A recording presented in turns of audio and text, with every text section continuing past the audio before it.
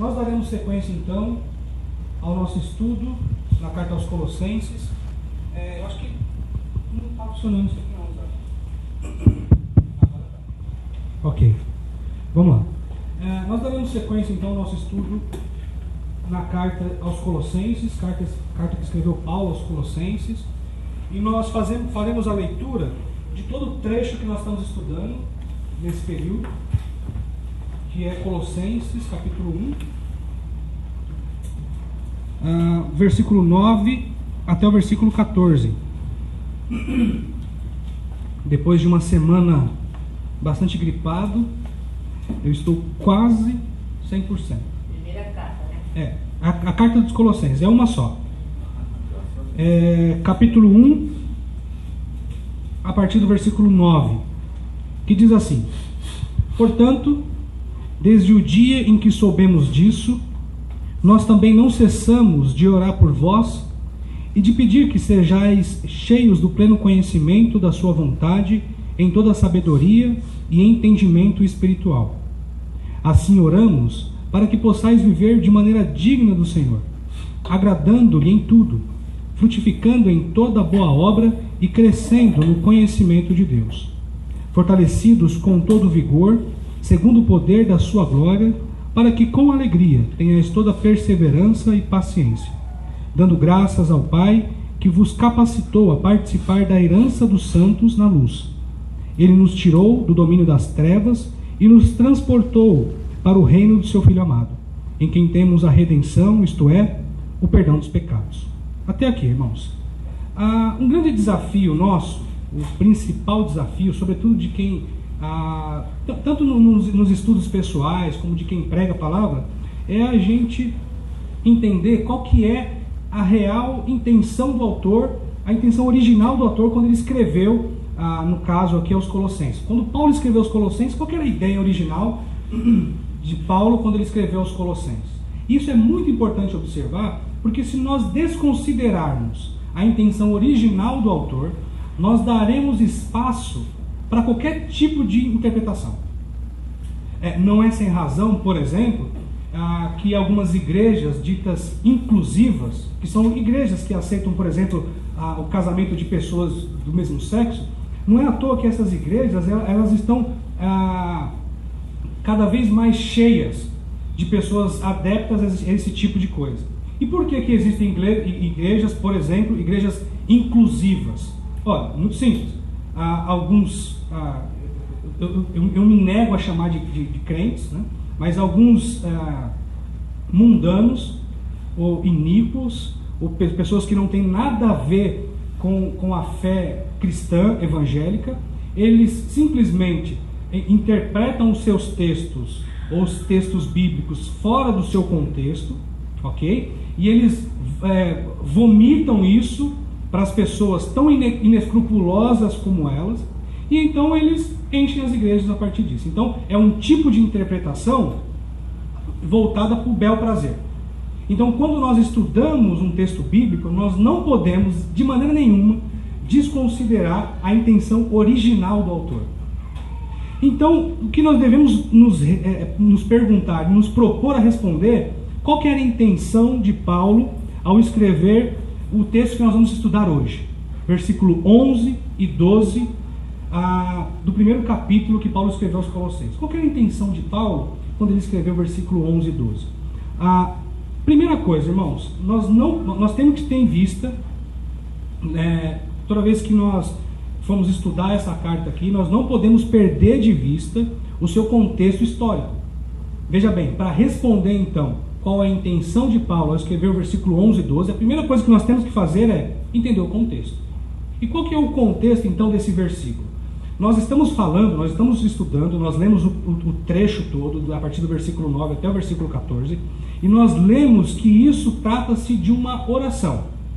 E como que inicia essa oração? Paulo diz o seguinte: olha, desde quando eu ouvi falar da fé de vocês e do amor, nós não cessamos de orar por vocês e de pedir que vocês sejam plenos do conhecimento da verdade de Deus, em toda... E ele fala que isso se dá por meio de um espírito, uma pessoa transformada, uma mente transformada. E é muito importante nós sabermos, então, além do fato de que isso se trata de uma oração, é que Paulo, quando anuncia isso, quando escreve isso, ele tem em vista alguns fatores. O conteúdo da oração de Paulo, então, ele não é um conteúdo disperso. Paulo não escolhe algumas palavrinhas bonitas para colocar lá e para soar bem no seu texto. Paulo ele tem em vista algumas coisas. E o que ele tem em vista, por exemplo, quando nós vemos, irmãos, expressões do tipo pleno conhecimento, epignosis, pleno conhecimento, que ele fala no versículo 9, quando nós vemos expressões toda sabedoria, ou passofia, o que significa isso? Toda sabedoria, essa ideia de plenitude, todo conhecimento, toda sabedoria, o que indica isso?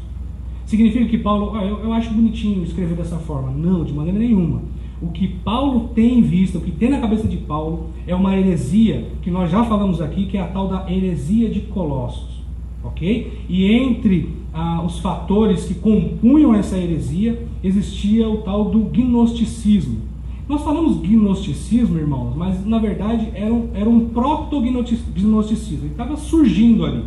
Ok? E o que dizia o gnosticismo? Ele dizia o seguinte: nós detemos um conhecimento especial das coisas. Nós temos uma sabedoria toda especial. Então o que Paulo diz é o seguinte: olha, irmãos, eu quero que vocês sejam plenos no conhecimento de Deus e que vocês tenham toda a sabedoria. E o que Paulo está querendo fazer então é, na verdade, combater esse falso ensino dos gnósticos que dizia que detinham uma sabedoria especial. Mas não é somente isso. Quando Paulo compõe então a carta aos Colossenses e ele pronuncia a sua oração, ele deixa explícito a sua oração, nós percebemos, irmãos, que existe um forte fator ético e moral nas coisas que Paulo pede em sua oração. Então, por exemplo, dê uma olhada nos versículos, por exemplo, no versículo 10. Olha o que diz: assim oramos para que possais viver de maneira digna do Senhor. Nós explicamos isso na semana passada. Agradando-lhe em tudo, frutificando em toda boa obra, crescendo no conhecimento de Deus. Os gnósticos, eles diziam deter um conhecimento especial, no entanto, viviam uma vida totalmente longe dos propósitos de Deus. Como não poderia deixar de ser, sobretudo numa região onde era fortemente marcada por questões de idolatria. Essa tal heresia de Colossos, eu vou repetir aqui, era composta por elementos do judaísmo, misticismo e do gnosticismo, o proto-gnosticismo que nós estamos estudando aqui. Então, Paulo tem em vista aqui, quando ele faz os apelos éticos e morais na sua oração, ele tem em vista aqui a situação moral daquela cidade, como viviam os incrédulos daquela cidade. Uma coisa muito importante a se considerar, inclusive no capítulo 3 e no capítulo 4, porque no versículo 10 vocês podem pensar assim: poxa vida, é pouco, né, Robson? Você fala que ele tem um apelo fortemente ético e moral no conteúdo da sua oração, mas é muito pouco, é só um versículo. No entanto, irmãos, quando nós olhamos, e eu quero encorajá-los a fazer isso em casa, quando nós olhamos o capítulo 3, o capítulo 4 da carta aos Colossenses, nós vamos ver o peso disso. Nós vamos ver o peso das palavras que ele usa aqui quando ele diz: vive uma vida digna do Senhor, agradando-lhe em tudo, frutificando em toda boa obra. Nós vamos sentir o peso disso no capítulo 3 e no capítulo 4, onde ele fala do nosso dever enquanto crentes, enquanto cristãos. Vocês lembram na semana passada? Eu disse para vocês que nós, pelo fato de levantarmos uma bandeira chamada a bandeira evangélica, a bandeira do sou cristão, nós devemos demonstrar isso através das nossas atitudes. Então Paulo, quando ele ora, ele tem tudo isso em vista. Ele tem tudo isso na cabeça dele. Então, quando nós chegamos no versículo 11 e no versículo 12, nós não podemos desconsiderar esses fatores importantíssimos que compõem o contexto da carta aos Colossenses. E é muito fantástico isso, irmãos, porque daí a gente começa a entender como a cabeça de Paulo funciona. E isso é muito joia, isso é riquíssimo, não existe preço que pague isso. Saber desses dois fatores, então, é importante para a nossa compreensão do texto que nós vamos estudar hoje. Vamos ler o versículo 11 e o versículo 12, então? Colossenses 1, versículo 11 e 12, diz assim: fortalecidos com todo vigor, segundo o poder da sua glória, para que com alegria tenhais toda perseverança e paciência, dando graças ao Pai que vos capacitou a participar da herança dos santos na luz. Irmãos, hoje nós daremos continuidade então aos desdobramentos práticos na vida do cristão que se dá a partir do conhecimento da verdade.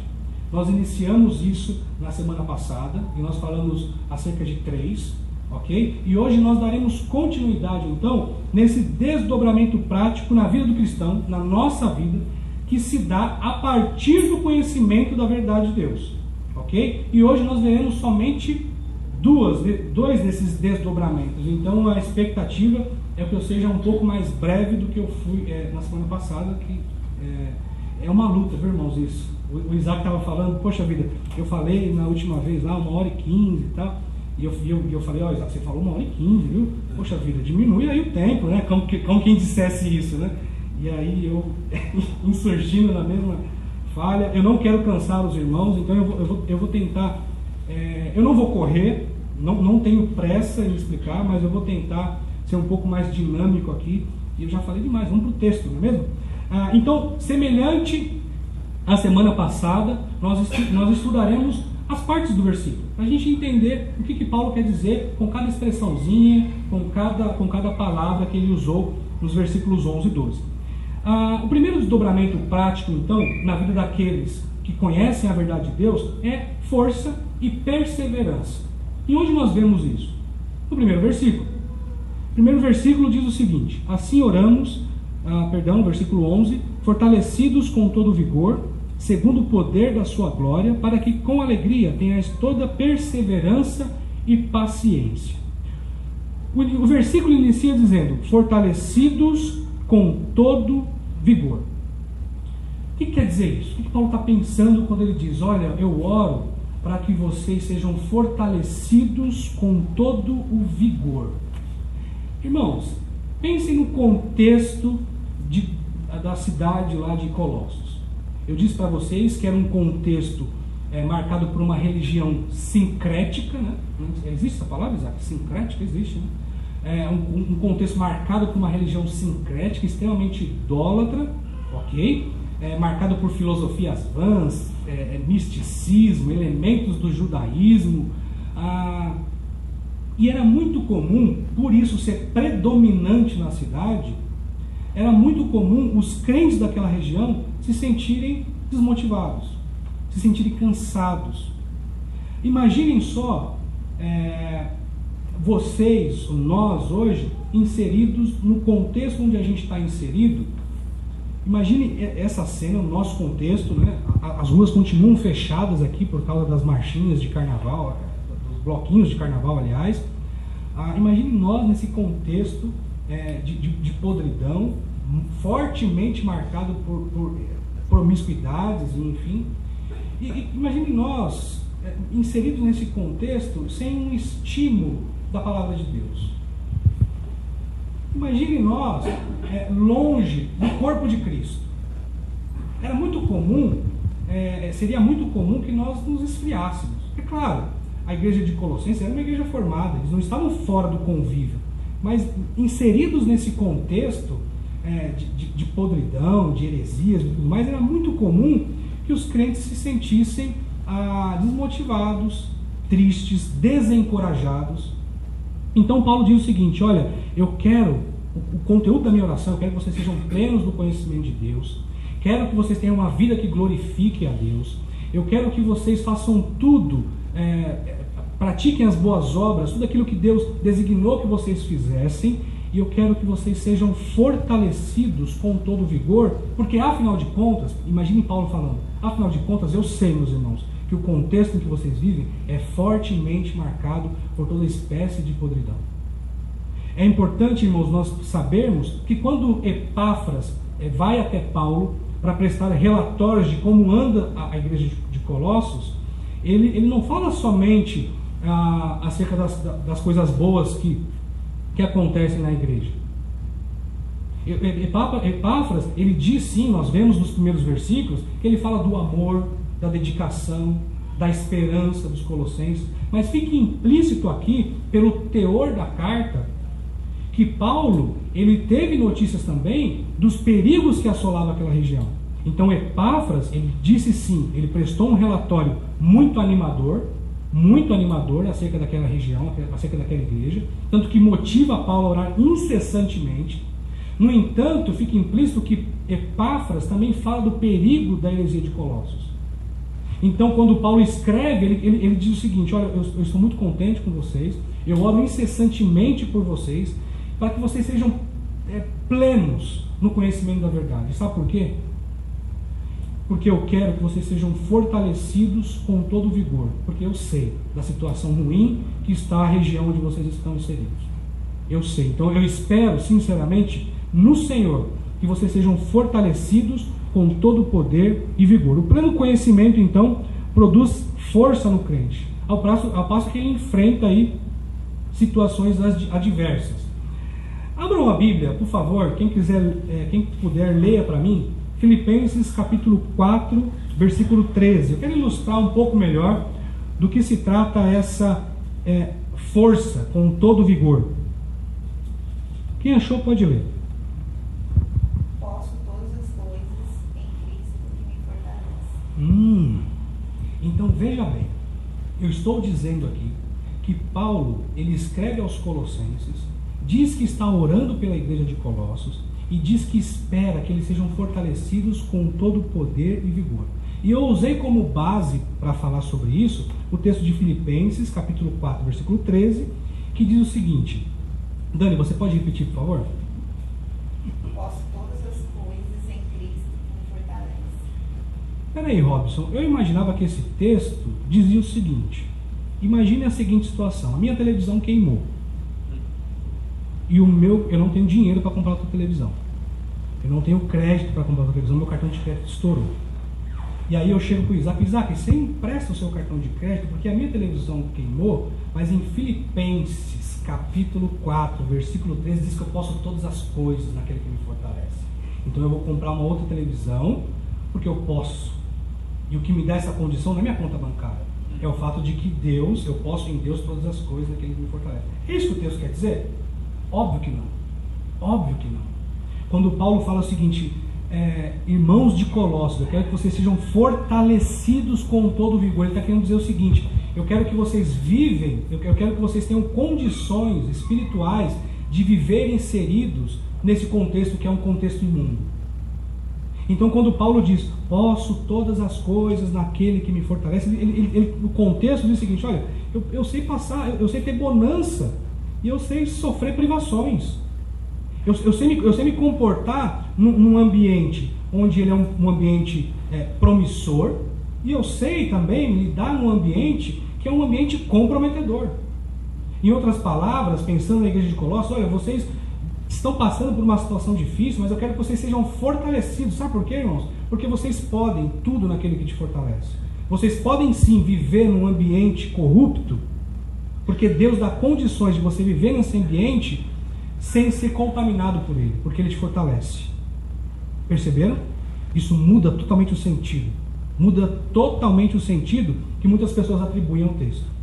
Muito bem, irmãos. Entendemos então o que significa fortalecidos com todo vigor.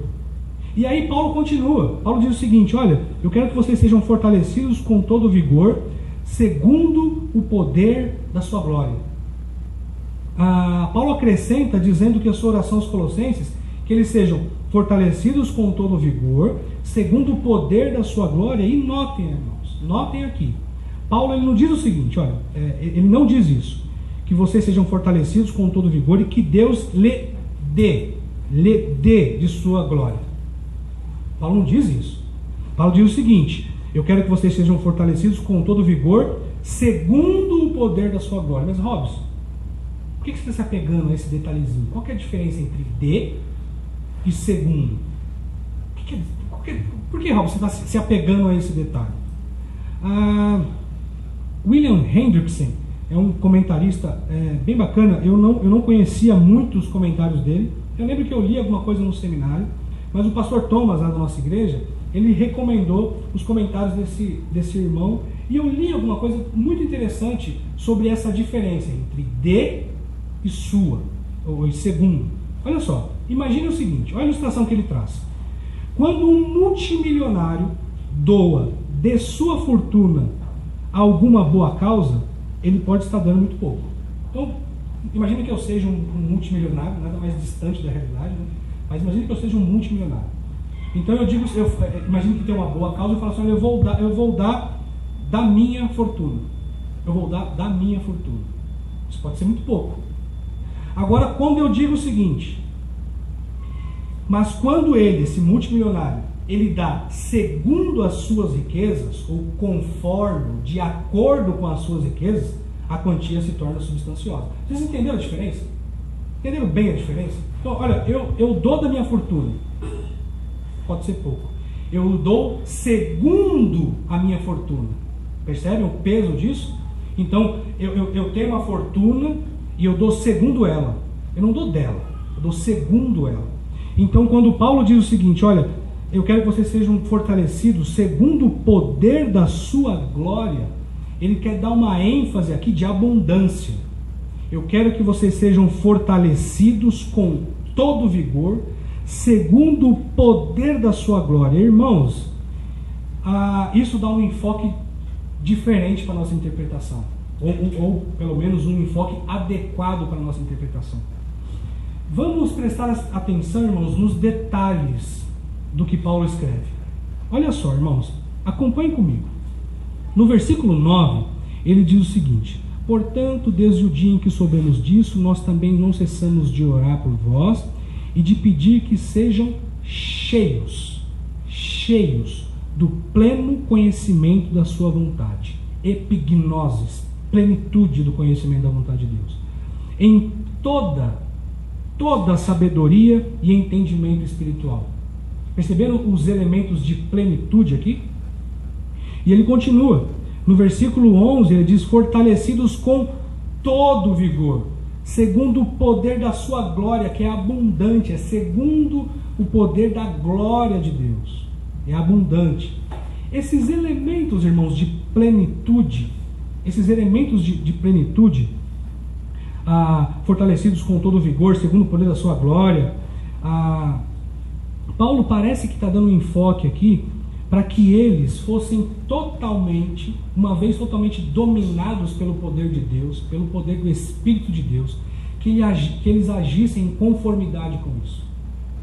Essa ideia de plenitude, ela não pode passar despercebida, irmãos. Pleno conhecimento, plena sabedoria, fortalecidos com todo o poder, segundo o poder da glória de Deus. Essa ideia de abundância, irmãos, deve marcar a vida do crente. Devemos sim ser plenos conhecedores da verdade. Devemos sim ser plenamente fortalecidos com o poder de Deus. E para quê? Para quê? Para que devemos ser totalmente conhecedores da verdade? Para que devemos ser fortalecidos com todo o poder? O que Paulo espera? Paulo espera que aqueles que provam dessa plenitude vivam em conformidade com ela. A ideia aqui, irmãos, é muito semelhante ao que lemos em Efésios, capítulo 5, versículo 18. Abram aí, Efésios, capítulo 5, versículo 18. Alguém pode ler para mim, por favor?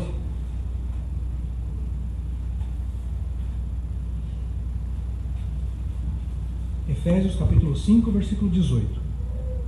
E não vos embriagueis com vinho, no qual há dissolução, mas enchei-vos do Espírito.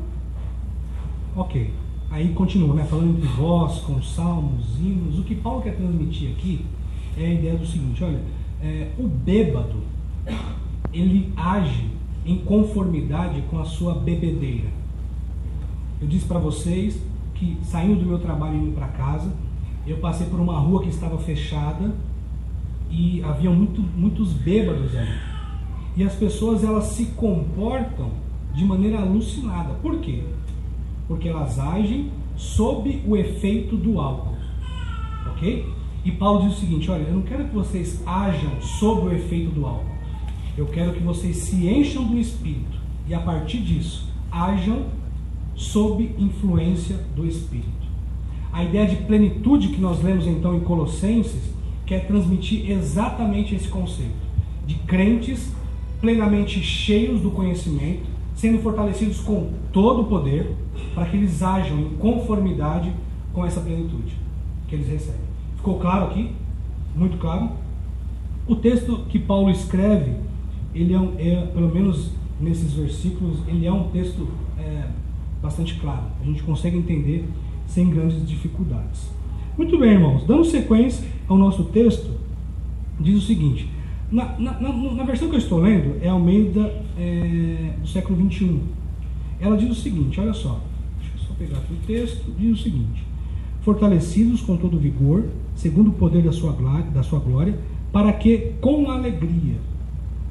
Irmãos, na versão de vocês, esse com alegria está no finalzinho do versículo, eu imagino. Quem está com a NVI, pelo menos. E é o mais adequado.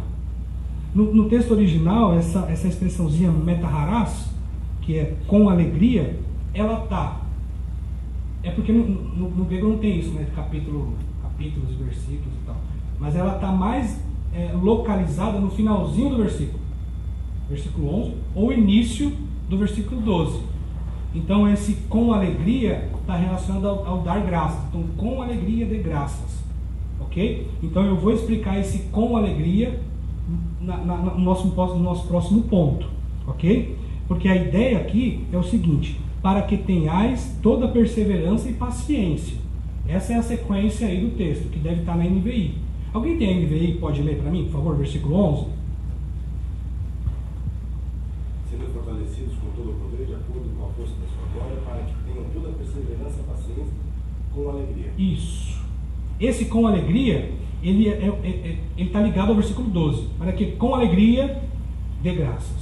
Ok? Então, a porção que nós vamos ver agora, entender, é para que tenhais toda perseverança e paciência. Essa é a sequência lógica do versículo. Ok? Então ficaria assim: fortalecidos com todo vigor, segundo o poder da sua glória, para que tenhais toda perseverança e paciência. Essa é a sequência lógica do versículo. Ok? Então, a porçãozinha que nós vamos estudar aqui é para que tenhais toda perseverança e paciência. Então nota, irmãos, eles deveriam ser, segundo a oração de Paulo, fortalecidos com todo vigor, ou com todo poder, segundo o poder da glória de Deus. Para quê? Mais uma vez, temos um desdobramento prático aqui, um desdobramento prático dentro do desdobramento prático da oração de Paulo. Para que eles deveriam ser fortalecidos com vigor, com todo poder? Para quê? E aí o texto continua: para que tenhais toda perseverança e paciência. Irmãos, a perseverança e paciência, se nós isolarmos o significado dessas palavras, perseverança diz respeito a um ato de bravura frente a adversidades, ok? Então, eu sou perseverante diante de um ato adverso. Então, eu persevero, eu sou bravo, eu sou guerreiro, ok? E a ideia de paciência dá a ideia de se sujeitar ou de suportar sem o revide. Se nós isolarmos, então, significaria isso. Mas no contexto que nós estamos estudando, essa palavra, elas são basicamente sinônimas. Existe uma discussão, alguns dizem que são sinônimas, outros preferem dar esse enfoque do significado isolado de cada palavra, mas se nós observarmos o contexto, nós vamos ver que elas são palavras sinônimas. Paulo ora então para que os colossenses recebessem de Deus capacidade para resistir aos apelos do mundo, ok? Isso inclui as filosofias vãs, e permanecer firmes e constantes na fé. Essa ideia então de perseverança e de longanimidade, como deve aparecer em algumas versões, transmite exatamente isso. Paulo quer que seus leitores recebam de Deus capacidade para resistir aos apelos do mundo, lembrem-se da heresia de Colossos, e permanecer firmes e constantes na fé. Essa é a ideia então de ser perseverante e longânimo diante de um contexto. Irmãos, a carta de Colossenses, ela é muito atual. Ela é extremamente atual. Porque ela lida com questões, com dificuldades que nós, crentes do século XXI, nós enfrentamos também. Nós também devemos ser estimulados a ser plenos no conhecimento da verdade de Deus. Nós também devemos ser estimulados, a partir do conhecimento da verdade de Deus, a ter uma vida marcada por santidade, integridade, uma vida que glorifique a Deus. E nós devemos ser estimulados, ou pedir a Deus, orar a Deus, que Ele nos fortaleça com poder. Mas não é o que é poder. Não é o poder que me faz... Existe uma musiquinha infantil, para variar, que diz o seguinte, eu brinco com a Mônica, sabe, nada mais pentecostal do que essa musiquinha, né? Que ela fala o seguinte, também dos 3 palavrinhas lá, fala o seguinte, Miriam dançou na presença de Deus, Davi dançou na presença de Deus, então eu vou fazer o mesmo, então eu vou dançar, vou sapatear. E isso remete a uma ideia aí, marcada por elementos do pentecostalismo, né, que sapateia e grita, e que pretende evidenciar o poder de Deus através desses atos. Só que o poder que Paulo se refere aqui não é um poder evidenciado com sapateios, com gritos, com devaneios. O poder que Paulo está evidenciando aqui é um poder, um real poder, segundo o poder de Deus, ou na medida do poder de Deus, é um poder que nos faz resistir ao mundo mal, que nos faz ter uma vida dedicada às coisas de Deus. Esse é o real poder. Esse é o real fogo do Espírito, se é que possamos dizer assim. Portanto, essa ideia pentecostal, aderida pelos neopentecostais, ela está distante da realidade.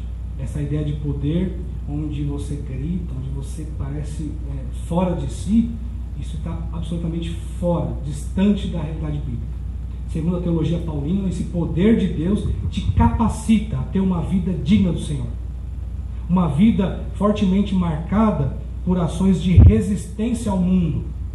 Eu sou crente, cheio do poder de Deus, então eu não me misturo com o mundo. Eu não me misturo com essas coisas. Eu tenho uma constância, eu vivo segundo o poder de Deus, eu vivo em santidade. Diferente, né, irmãos? O enfoque é totalmente outro. Então, quando nós olhamos para essa porção que nós estudamos aqui, nós devemos trazer isso para a nossa realidade. E o que isso nos motiva, o que isso nos orienta. Eu quero falar para vocês então sobre uma experiência que eu tenho, irmãos, que me chateia um pouco. Eu me converti há alguns anos e eu dou aula, né, já há vários anos também. E eu fui, na época existia líder, vice-líder, não sei o que lá, e vários grupos, né? Eu era vice-líder de um grupo de jovens e adolescentes. Então eu dava aula para essa moçadinha aí, enfim. Eu saí dessa igreja e depois de alguns anos eu encontrei com alguns desses jovens. E para minha surpresa, eles carne de modo que se distanciaram da verdade. Isso me chateou muito. Eu lembro que um dia eu estava passando de carro, eu vi um jovem em situações péssimas, parei o carro, cumprimentei e falei, cara, onde você está? O que eu quis dizer para ele é assim, não onde você está agora, geograficamente, mas onde você está na vida. Ele me desconversou e saiu. Uma característica muito marcante na vida desses jovens que se distanciaram da verdade. Veja, eu não quero atribuir isso somente a este fator que eu vou dizer agora, mas algo marcante no perfil desses jovens é que eles não tinham nenhum compromisso com a palavra, tanto na prática quanto no conhecimento dela. Eu lembro disso, eu lembro perfeitamente disso. Não existia dedicação, não existia apreço, não existia anseio em conhecer a palavra de Deus, de modo que, de acordo com as circunstâncias da vida, com os ventos que sopravam, eles acabaram se distanciando da verdade. Isso me chateou muito. Mas eu tenho visto ultimamente algo de igual modo ruim, que é muita gente, com muito conhecimento, e eu citei aqui em pregações passadas, quando a gente vê os youtubers, né? Gente com muito conhecimento da verdade, muito conhecimento, mas que na prática tem uma vida totalmente distante daquilo que ensina. E esse é um problema. A oração de Paulo, irmãos, é que seus cooperadores, diferente desses relatos tristes que eu estou dizendo para você, que os crentes de Colossos fossem plenos no conhecimento de Deus, mas que esse conhecimento tomasse tal proporção, lembre da ideia de plenitude, ao ponto de influenciar suas ações e que pudessem, com a força que Deus supre, resistir às más influências e perseverarem na fé. Eu trouxe um livrinho aqui, o Drama da Doutrina, do Kevin Vanhoozer, e ele diz algo bem interessante. Deixa eu ler para vocês. Devia ter marcado a página, né, Zap? Funciona, né? Olha o que diz. Interessante isso. A semelhança dos remédios, a verdade da doutrina seria inútil se dela não nos apropriarmos. Mas como se toma posse de uma doutrina? O assentimento intelectual, ou seja, o conhecimento que fica concentrado somente aqui, não é suficiente. A doutrina precisa conquistar não apenas a mente, mas as emoções e a imaginação também. O que a Bíblia chama de coração. Então notem, não diz respeito ao conhecimento, não diz respeito apenas ao sentimento intelectual, ao que fica concentrado no intelecto. Isso deve descer para o coração. Precisamos nos apropriar da verdade doutrinária, abraçá-la e até mesmo incorporá-la.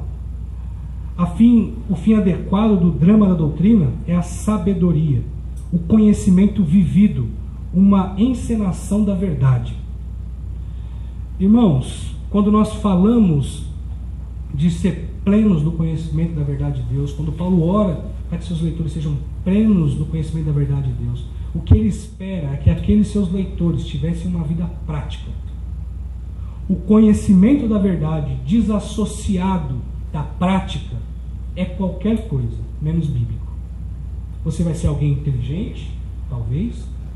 Você vai ser alguém que as pessoas querem te ouvir, porque afinal de contas você é uma pessoa, poxa, não tem nada, é inteligente, nossa, como ele conhece das coisas. Mas isso para Deus não tem valor nenhum. O drama da doutrina, segundo Vanhoozer, deve ser incorporado. Nós devemos nos apropriar da verdade de Deus, ser plenos do conhecimento da verdade de Deus, para que a gente tenha uma vida marcada por esse conhecimento. Isso faz toda a diferença, irmãos. Isso faz com que nós, quando nos reunimos aqui, nós não tenhamos o objetivo só de conhecer. Pô, vou lá, é legal conhecer. É legal saber sobre o que Paulo quer dizer aos Colossenses. É legal isso. Eu quero conhecer, eu tenho curiosidade de saber dessas coisas. Não é suficiente, irmãos. Embora seja muito interessante realmente. Nós devemos nos apropriar disso que está sendo anunciado aqui, na nossa vida. Quando o Isaac, porque essas verdades não nos excluem, quando o Isaac nos dedicamos a semana inteira estudando, preparando o sermão, isso tudo não é para que nós pareçamos diante de vocês pessoas capacitadas. Olha, veja como aquele rapaz sabe das Escrituras. Irmãos, essa é minha menor intenção. Essa é a minha menor intenção. Estávamos conversando aqui na sacada, eu e o João Ivo, e eu disse para o João Ivo, não existe glória nenhuma no martelo. Não existe nenhuma glória no martelo. A glória está no ferreiro. Esse sim, ele vai idealizar a escultura e ele vai forjar a escultura. O martelo é só um instrumento. Não é nada além do instrumento. O que nós somos, irmãos, nas mãos de Deus, todos nós, é martelo. Somos martelos. Não existe glória em nós. Nenhuma. A glória está em Deus, que nos capacita e que nos estimula. Nós agimos em conformidade com a vontade e os propósitos do ferreiro, que é o nosso Deus. Conhecer a verdade, então, irmãos, deve ter esses desdobramentos práticos, e nós devemos, então, pensando no nosso tópico, ter força e perseverança para resistir aos apelos do mundo, para resistir a esse contexto fédido que a gente vive. Ok? Isso é importante nós termos em mente. Esse, então, seria o quarto desdobramento prático na vida daqueles que conhecem a verdade. Ok? Muito bem, qual seria o quinto, então? O quinto desdobramento é uma ação de graças. É um espírito de ação de graças, vamos dizer assim. Uma disposição de dar graças a Deus. E onde nós vemos isso? Agora sim entra a expressãozinha com alegria, né? Metaharás, com alegria. Então, versículo 11: fortalecidos com todo vigor, segundo o poder da sua glória, para que tenhais toda perseverança e paciência, com alegria, dando graças ao Pai. Com alegria, dando graças ao Pai. Mesmo em meio, então, às dificuldades ou às circunstâncias adversas, é possível, então, ao crente dar graças ao Pai com alegria. O que possibilita isso, meus irmãos, é justamente a força que Deus supre. Eu disse para vocês sobre isso. Filipenses capítulo 4, versículo 6 diz o seguinte: não andeis ansiosos por coisa alguma. Filipenses capítulo 4, versículo 6. Não andeis ansiosos por coisa alguma, pelo contrário, sejam os vossos pedidos plenamente conhecidos diante de Deus, por meio de oração, súplicas, com ações de graça. É possível, irmãos, então, o crente, mesmo inserido num contexto adverso, repleto de dificuldades, enfim, como o nosso, viver alegre e dar graças. É possível isso. É importante notar aqui, então, que o perfil dos crentes, na perspectiva paulina, é um perfil lindo. Irmãos, tentem idealizar, ou tentem imaginar o perfil de crente na perspectiva de Paulo. Tentem imaginar, olhem só. Quem é o crente, ou o que Paulo espera dos crentes da igreja de Colossos? Paulo espera que eles sejam, imagine o perfil, plenos no conhecimento da verdade. Plenos. São pessoas extremamente conhecedoras da verdade de Deus. Extremamente conhecedoras da verdade de Deus. Que se aprofundam, que estudam, que se dedicam no conhecimento da palavra de Deus. E esses, a partir desse conhecimento, ele tem uma vida digna do Senhor. Eles andam em conformidade com aquele que os chamou. Eles praticam todas as boas obras que Deus preparou para eles. Versículo 10. Eles praticam as boas obras que Deus preparou para eles. E veja bem, não são coisas que eles acham que é certo. Eu acho que isso aqui é correto. Não. Eles agem em conformidade com aquilo que Deus designou para eles. Lembra de Efésios capítulo 2? Nós somos salvos pela graça, isso não vem de vós. E nós falamos que a prática de boas obras, ela é resultado daquela vida transformada. E essa prática de boas obras, as boas obras, foram previstas por Deus, foram preparadas por Deus. Então, esse crente, imagina o estereótipo desse crente, plenamente conhecedor da verdade, vive dignamente ou em conformidade com Deus, com a verdade de Deus, praticam todas as espécies de boas obras que Deus preparou para eles. Olha esse crente. Eles são fortalecidos com um poder, e não um poder pregado por igrejas pentecostais ou neopentecostais. É o verdadeiro poder que vem de Deus, que os capacita a viver nesse mundo caído, ou naquele mundo caído, sem se contaminar com ele, porque eles são guerreiros, eles são persistentes e eles são longânimos. O texto diz que Paulo sabe da esperança deles, então eles são pacientes e eles dão graças a Deus com alegria. Irmãos, imagine esse crente. Essa é a ovelha que qualquer pastor gostaria de ter no seu aprisco. É isso, plenamente conhecedores da verdade, vivem em conformidade com a verdade de Deus, são fortalecidos, eles não cedem, são guerreiros, não cedem aos apelos do mundo. E mesmo em meio a tudo isso, eles não são tristes, eles não vivem com a cabeça baixa, eles vivem com a cabeça erguida, porque eles dão graças a Deus, eles são alegres, eles são exultantes. Irmãos, essa é a oração de Paulo. É isso que Paulo espera de seus leitores quando diz: olha, nós não cessamos de orar por vocês. E eu oro por vocês para que isso seja uma realidade, cada vez mais presente na vida de vocês. E isso deve ser, irmãos, uma realidade na nossa vida. Na nossa vida. Devemos também nos dedicar e, enfim, fazer tudo aquilo que Paulo espera que os seus leitores sejam no conteúdo da sua oração, ou de acordo com o conteúdo da sua oração. Bonito isso, né, irmãos? Bonito isso. E é forte isso também.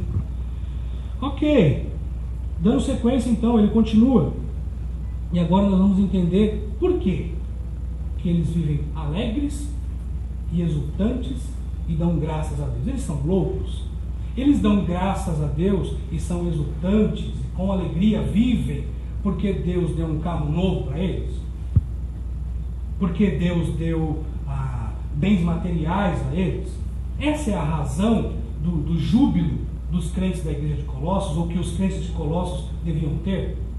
Não. E agora nós vamos entender o conteúdo, então, ou porquê que eles são alegres e dão graças a Deus. O texto continua dizendo que vos capacitou a participar da herança dos santos na luz. É assim que diz Almeida do século XXI, e a NVI diz o seguinte: que nos tornou dignos de participar da herança dos santos no reino da luz. E aqui nós estamos diante, então, de um dos grandes temas da teologia calvinista, não é mesmo? Existem duas frentes teológicas muito fortes em relação a isso. Pelo menos forte no sentido de aceita, né? Então, por um lado nós temos os calvinistas e do outro lado nós temos os arminianos. E o que dizem os calvinistas quando lida com um texto como esse? Aliás, qual que é o tema, então, né? Esse tema tão forte, um dos temas tão fundamentais do calvinismo, é a tal da eleição incondicional. Eleição incondicional, o que diz isso? A eleição incondicional, irmãos, diz o seguinte: olha, devido à corrupção do homem, era impossível, né? Corrupção devido à queda, era impossível que esse homem caído, com o coração corrompido, se aproximasse de Deus. Possível. Não existia a menor condição. Ele se tornou cego, morto. Não havia possibilidade nenhuma de ele, por si só, se aproximar de Deus. Então, foi necessário uma ação sobrenatural do Senhor. Deus, então, escolhe os seus eleitos, sem ver neles mérito algum, nada. Deus simplesmente, de acordo com a sua graça, ou favor imerecido, um conceito tão elementar na nossa teologia, de acordo com a sua graça, ele escolheu os seus eleitos. Ele olhou para o Isaac, então não viu nada de bom no Isaac, não viu a voz do Isaac, nada. Ele simplesmente, de acordo com a sua graça, escolheu Isaac. E o que diz a teologia arminiana? Diz o seguinte: olha, de acordo com a presciência de Deus, ele viu que o Isaac ia ter fé. Então, a escolha que ele fez a favor do Isaac previa que ele teria fé. Então, olha, Deus falando: olha, o Isaac, ele vai ter uma boa ação lá na frente. Ele vai crer em mim. Salvação é pela fé. Então, Isaac vai crer. Ele vai ter uma boa ação. Então eu vou escolher ele. Qual que é o problema disso? O problema disso, irmãos, é quando eu digo que Deus escolheu Isaac porque ele sabia que o Isaac creria, eu estou atribuindo a salvação pelas obras. E que obra é essa? A obra de crer. A obra de crer. E o texto que nós estamos estudando diz o seguinte, versículo 12: dando graça ao Deus que vos capacitou, ou na NVI, nos tornou dignos. Quem torna digno o homem? Quem é o doador da fé? Quem transforma o homem caído? É Deus. É Deus. Deus, ele não viu: olha só, o Robson vai ter fé. Não, ele me escolheu sem que houvesse mérito algum em mim e me transformou. Ele me escolheu e me transformou. Então o versículo 12, que diz que nos tornou dignos de participar da herança dos santos no reino da luz, diz o seguinte: olha, quem te deu fé, quem transformou a sua vida, igreja de Colossos, foi Deus. É Ele. Vocês não tinham mérito nenhum, nada. Ele que tornou vocês dignos. Minha voz está sumindo, mas já estamos no final. Estamos estudando então o texto que nós estamos estudando, né? Diz que Deus nos tornou dignos de participar da herança, ou seja, Deus elege e então torna digno o homem que elegeu, não o contrário. Notem que a ação aqui de transformar é de Deus, não do homem. Não do homem. Isso é fundamental, irmãos. Alguns dizem que essa discussão, né, de calvinista e arminiano, ela é tola. Mas nós vimos aqui as implicações disso. Se eu digo que Deus viu lá na frente que os crentes creriam, o resultado disso é a atribuição da salvação pelas obras. Mas quando eu digo Deus escolheu, então transformou, prevalece a soberania de Deus. E não existe condição nenhuma. Condição nenhuma. A eleição é incondicional. Não existe condição nenhuma. E isso, irmãos, muda a nossa percepção do texto. Totalmente nossa percepção do texto. O sentido, então, nós temos aí uma palavrinha no final, né, do trecho, que diz que dando graças a Deus que vos capacitou a participar da herança dos santos na luz. Essa expressão, irmãos, ela pode ser melhor entendida se nós olharmos o versículo 5 da mesma carta, né? Olha o que diz o versículo 5: por causa da esperança que vos está reservada no céu, na qual já ouvistes pela palavra da verdade. Essa luz aí diz respeito à esperança escatológica dos crentes, que é a esperança da vida eterna. Essa é a nossa esperança. Versículo 27 diz o seguinte, do capítulo 1: a quem Deus entre os gentios quis dar a conhecer as riquezas da glória desse mistério, a saber, Cristo em vós, a esperança da glória.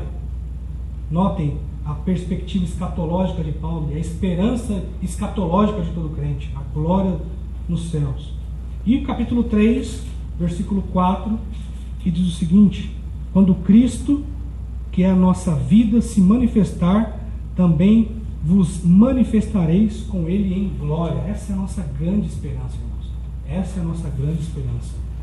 Sabem por que os colossenses, ou Paulo, eu estou citando aqui Paulo, só um parênteses aqui, a oração de Paulo, mas a oração é de Paulo e dos seus conservos. Paulo inicia a carta aos Colossenses dizendo que Timóteo estava com ele, por exemplo. No capítulo 4, nós vemos que existem outros cooperadores com Paulo lá onde ele está. Então, nós dizemos a oração de Paulo, mas é porque a carta é de Paulo. Ok? Mas existia um grupo orando pela igreja de Colossos e eles oravam dessa forma. Então, fechando parênteses, por que então que os crentes da igreja de Colossos, com alegria, davam graças a Deus? Por quê? Por quê? Dizia respeito a alguma questão material? Não. Eles davam graças a Deus porque Deus os resgatou. Porque Deus os salvou.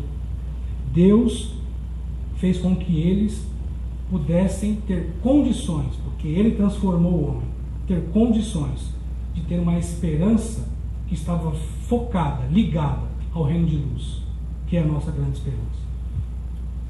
Conseguiram entender, irmãos? Olha como é que fica o nosso texto, versículo 11: fortalecidos com todo vigor. Pense no contexto horrível que eles viviam, segundo o poder da sua glória, para que com alegria, ou para que tenhais toda perseverança e paciência, com toda alegria, dando graças ao Pai que vos capacitou a participar da herança dos santos na luz. Ficou claro o versículo 11 e o versículo 12?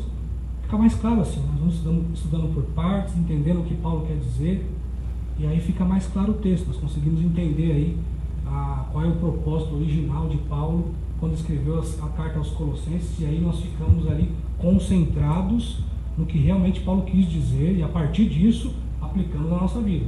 Não podemos tirar isso, não podemos ignorar o contexto, não podemos ignorar o propósito original de Paulo. Devemos seguir isso e a partir disso, aplicar na nossa vida. Ok, e essa porçãozinha então, do versículo 12, como nós podemos aplicar em nossa vida? Irmãos, nós devemos viver no presente com uma perspectiva bem ajustada da eternidade. Porque o modo como a gente vive aqui revela muito o que a gente pensa acerca da eternidade. Entenderam isso? O modo como eu vivo hoje, no presente, demonstra muito o que eu creio, o que eu espero. O que eu espero da eternidade. Outra coisa, irmãos, eu disse para vocês que essa discussão entre calvinistas e arminianos parecem tola e tudo mais, mas que diferença faz a tal da eleição incondicional em termos práticos na minha vida? Pensando na minha esposa, por exemplo, eu me aproximo dela sem soberba, porque eu sei que não existe glória em mim, agora está em Deus. O modo como eu me relaciono com ela é um modo mais humilde, porque quem sou eu? Quem sou eu? Quem sou eu? Você tira Deus da vida do homem, ou a ação de Deus da vida do homem, o que resta, irmãos? O João Ivo disse para mim o seguinte: olha, Robson, eu vejo algumas pessoas que foram meus amigos antigamente, e eu vejo eles fazendo coisas e eu fico espantado. Mas aí eu penso, o João Ivo falando para mim hoje aqui, se não fosse Deus na minha vida, eu estaria fazendo a mesma coisa, e talvez até pior. Você tira o fator Deus da vida do homem, o que resta, meus irmãos? Eu, como João Ivo, eu não gosto nem de pensar o que eu seria se não fosse a atuação de Deus na minha vida, que me transformou e que me regenerou. O modo como eu lido com as pessoas, o modo como eu lido com a minha esposa, com os meus amigos, uma vez que eu tenho essa compreensão da ação de Deus na minha vida, da tal da eleição incondicional, Deus me transformou. Eu não era nada, eu estava destinado para o inferno. O modo como eu vivo é um modo muito mais humilde, é um modo muito mais grato. Eu vivo com uma gratidão verdadeira, não pelas coisas que eu tenho, mas pelo que Deus é na minha vida e a esperança que Ele confere na minha vida.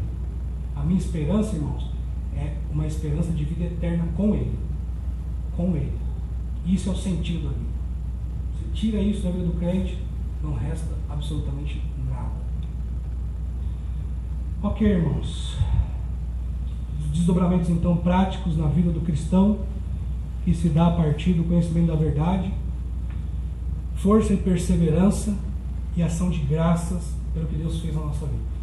E que isso, irmãos, marque totalmente o nosso modo de ser, o nosso modo de pensar, que ele continue o seu poder transformador na nossa vida, que essa oração de Paulo em favor dos colossenses se torne uma realidade na nossa vida. Sejamos, portanto, plenos no conhecimento da verdade, que vivamos de modo digno do Senhor, na prática de boas obras, que nós sejamos fortalecidos com todo o poder de Deus, com todo o poder de Deus, e que nós vivamos em plenitude, de modo que em tudo nós damos graças a Ele, porque a nossa esperança não está aqui. Nossa esperança não está aqui. Nossa esperança não está nessas eleições. Nossa esperança não está naquela promoção, ou com o sucesso das nossas coisas, dos nossos negócios. Nossa esperança está em Deus, lá, na eternidade. Vamos orar, irmãos. Soberano Deus, somos muito gratos a Ti, porque o Senhor nos enche de uma esperança viva, uma esperança que não está nas coisas desse mundo, mas está em Ti. Muito obrigado por ter nos escolhido e transformado as nossas vidas, soberano Deus. Muito obrigado por nos fortalecer com o Teu poder, o real poder do Teu Espírito. Muito obrigado por nos fazer pessoas diferentes, transformadas. Potencializa, Senhor, essas coisas em nós. Nos faça cada vez mais interessados por Tua palavra, não apenas para agregar conhecimento, ou para ter espécie de assentimento intelectual. Não, Deus. Queremos sim conhecer muito da Tua palavra. Queremos sim conhecer de maneira plena a Tua verdade. Mas nós não queremos que isso fique apenas no nosso intelecto, Deus. Nós queremos viver em conformidade com esse conhecimento.